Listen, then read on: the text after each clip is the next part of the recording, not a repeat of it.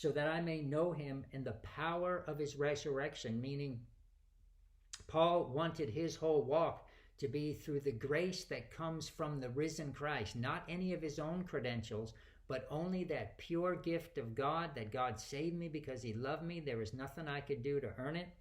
The power of his resurrection. And then as Paul matured, he says, in the fellowship of his sufferings. And because we all know the sufferings Jesus went through on the cross to save us, but Jesus lived a life of suffering even to get to the cross. I mean, if he did not go through faithfully the Garden of Gethsemane, that suffering, his passion, where 3 times he goes to the Lord and says, Lord, look, if there be any other way we can get this done, let's do that. But nevertheless, not my will, but your will be done. He says, the spirit is willing, because remember, Jesus had life in his spirit. He wanted to go to the cross because he loved us.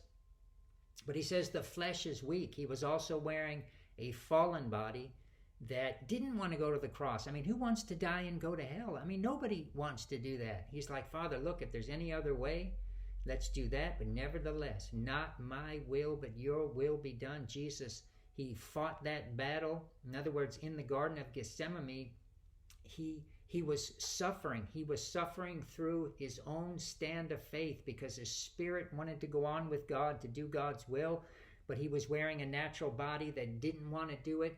So he was going through a suffering. So when it talks about here in verse 10, to know him in the fellowship of his sufferings, what is happening is the same way we are now a born-again spirit with life, but we're also in a natural body that doesn't want to do the will of God.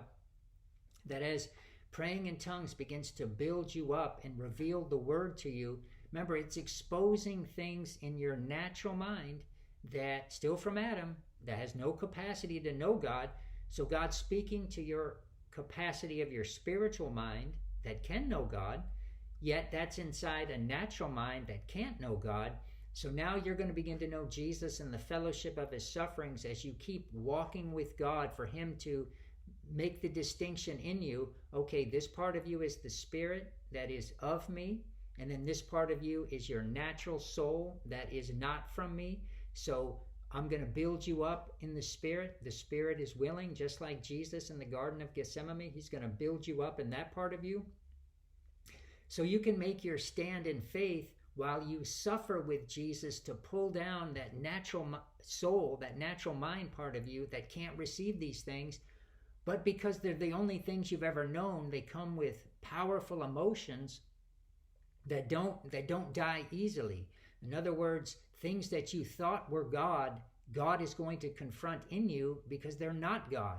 Yet, but because you thought they were God, that as he begins to tear them down, you feel like you're letting go of God, but you're not. You're the spiritual one who is going deeper into God. And the natural soul part of you that has that false image of God, he's pulling that down.